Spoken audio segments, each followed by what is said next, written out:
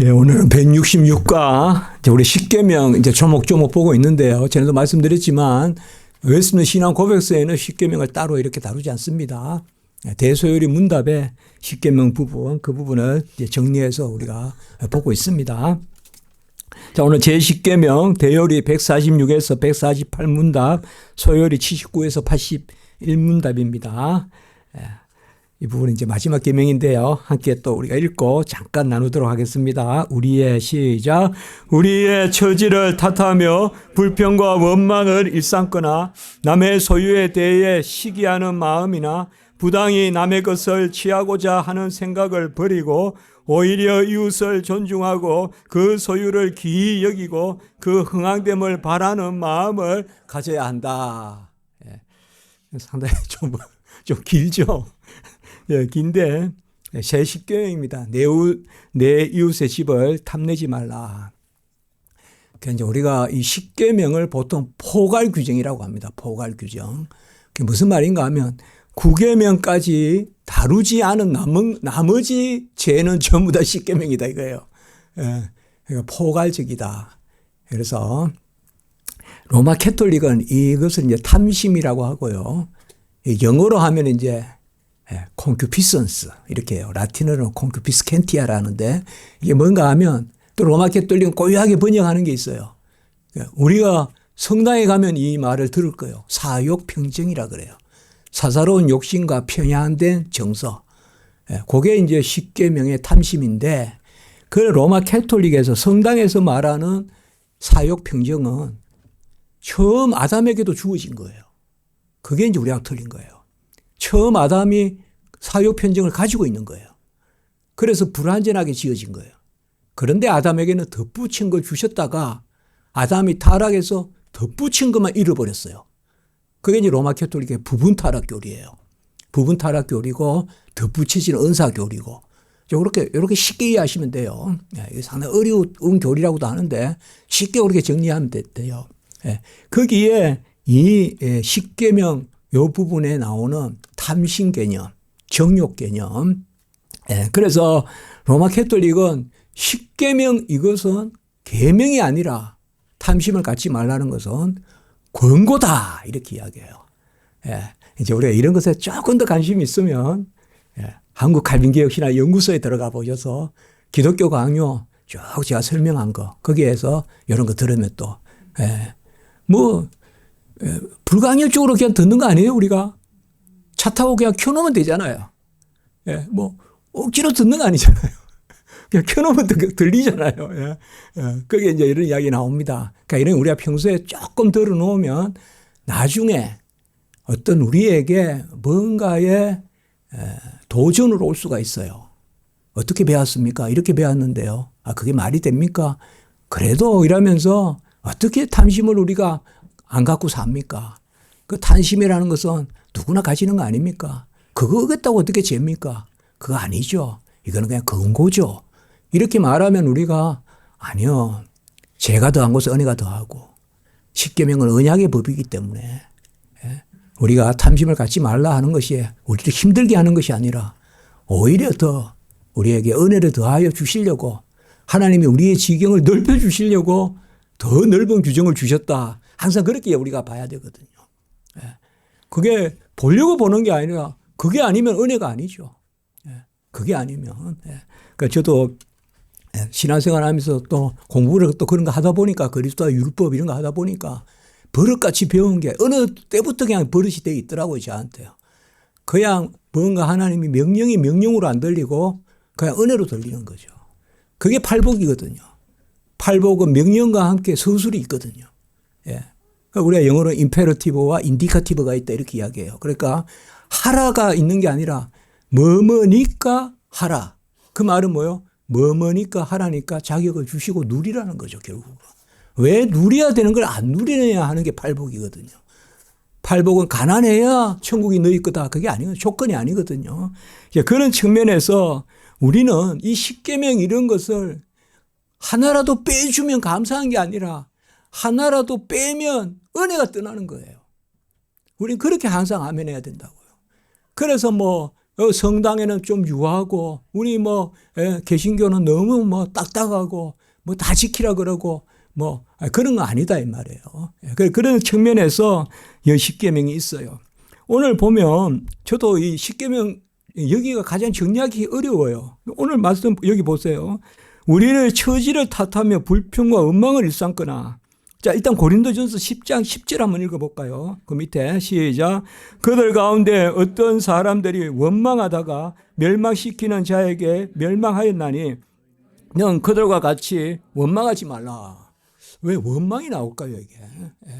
그러니까 이 십계명에서 원망하지 마라. 이것은 달리 말하면 자족하라. 빈에도 거하고 부에도 거하고 공공에도 우리가 감사하고 이제 그런 개념이란 말이에요. 그러면 이게 상당히 아까 표괄적이다는 것이 뭔가 하면 기본적으로 나의 나된 것을 감사하고 그걸 넘어서는 것은 탐심이다 이렇게 되는 거예요. 그걸 넘어서는 것은. 그러니까 족한 줄 알라. 내 은혜가 족하다.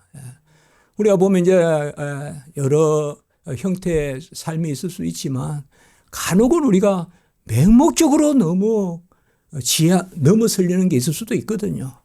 맹목적으로 그냥 끝없이 맹목적으로 그냥 더 있어야 되고 막 그런 것도 있을 수 있거든요.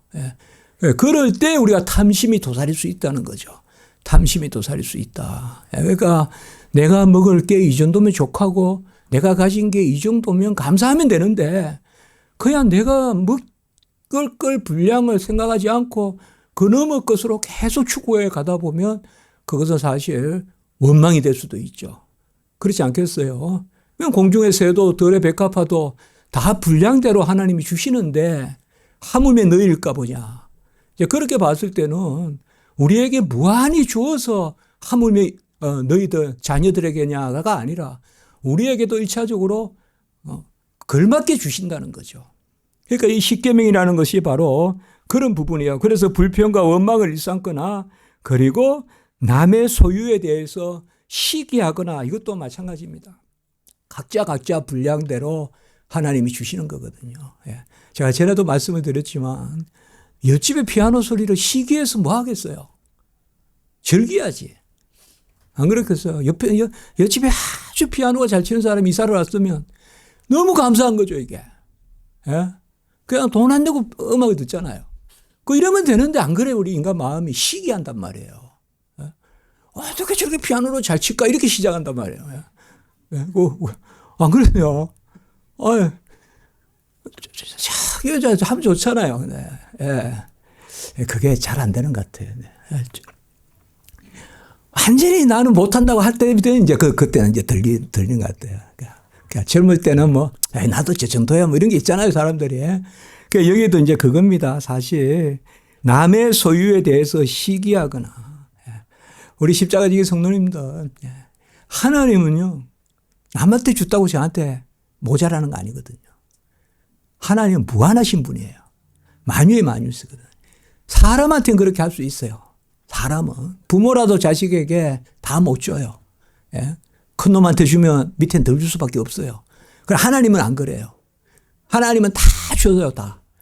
그러니까 하나님은 더 저분 다 주세요 해도 또 다 내게 있어요. 하나님은. 그러니까 우리가 신령한 은혜에 있어서의 영적 시기를 무엇보다도 조심해야 된다. 그래서 하나님이 남에게 베푼 거. 그래서 오늘 보면 5장 21절 한번 읽어보겠습니다. 시작. 내 이웃의 아내를 탐내지 말라. 말지니라. 내 이웃의 집이나 그의 밭이나 그의 남종이나 그의 여종이나 그의 소나 그의 낙이나 내 이웃의 모든 소유를 탐내지 말지니라.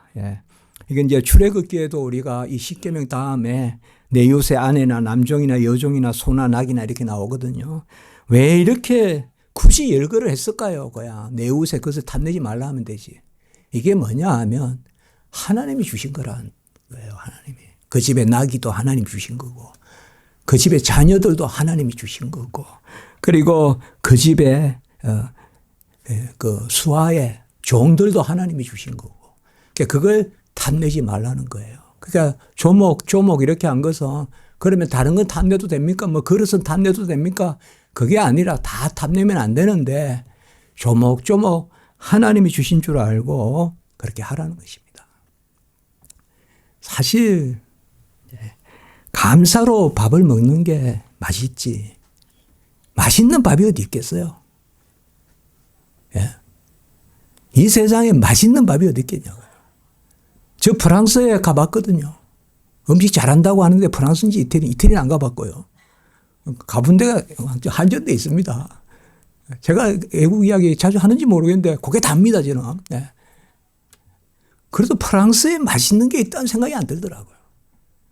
예. 에딘버러, 그 스코틀랜드도 맛있는 게 있다는 생각이 안 들더라고요. 뭐 맛있겠어요? 저는 시장에 순대가 맛있어요. 정말이에요. 순대가 맛있어요. 예. 저한테 천금이 있어도 순대를 먹고 싶지, 걸맞지 않아요. 예.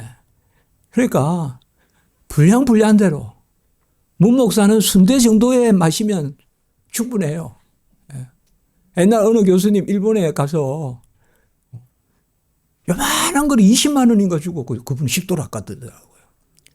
저는, 그건 잘 이해가 안 돼요. 근데 이제 또 각자 다르잖아요. 네. 저는 음악을 들으려면 그만큼 투자해요. 옛날 같으면.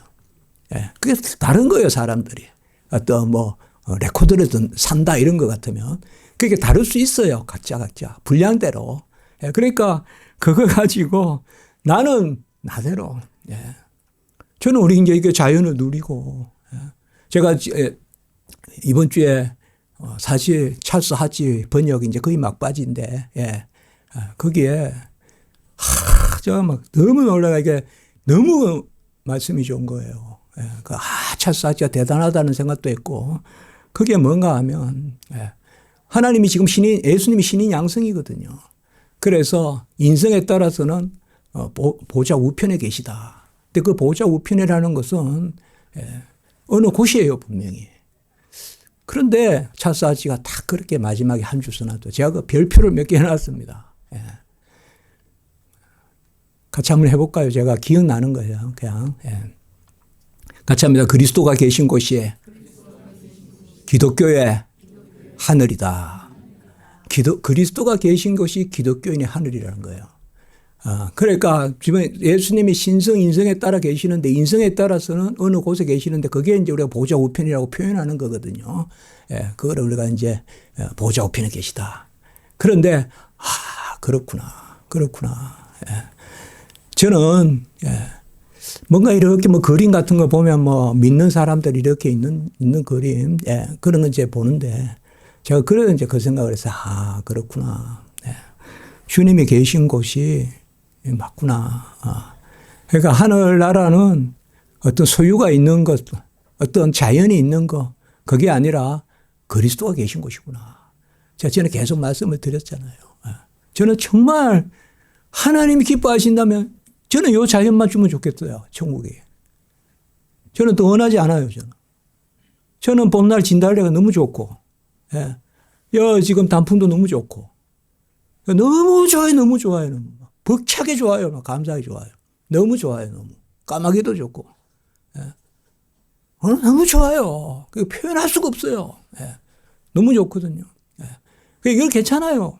그러나 하늘나라에 그게 있잖아요. 하늘나라는 그냥 믿는 사람들이 예수님과 함께 있는 곳이에요. 그게 본질이거든요.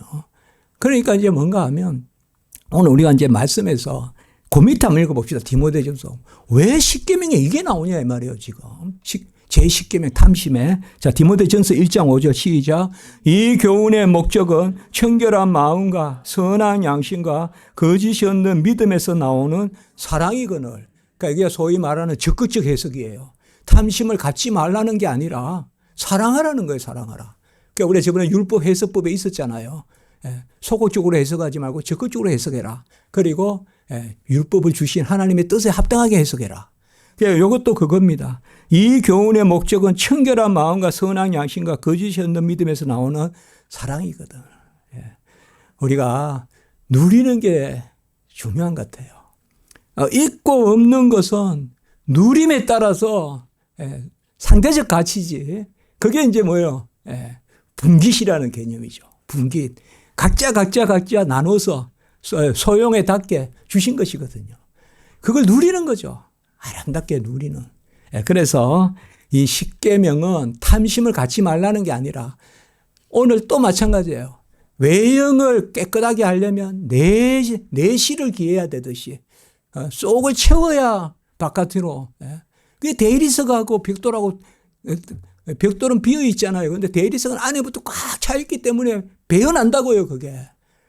그래서 대리석 건물은 딱 느껴진다고요. 안에서 뭔가 배어 나오거든요. 그러니까 이제 우리가 여기도 마찬가지입니다. 탐심을 갖지 않는 방법은 하나밖에 없습니다. 같이 합니다. 감사하는 거. 그거요. 같이 합니다. 사랑하는 거. 그래서 저는 이게 좋아요. 오늘 아침에도 우리 성도님하고 같이 잠깐 나눴었는데, 우리 기독교는 적극적이다. 빛이 있어라 하니 빛이 있다. 그래서 우리가 그렇게 이 계명입니다. 그러니까 탐심 갖지 말라가 아니라 사랑하라. 그러면 내 안에서 탐심이 떠나갑니다. 탐심하고 씨름해서는 탐심 못 이깁니다. 그래서 사람하고 씨름하지 말고 하나님과 씨름해라.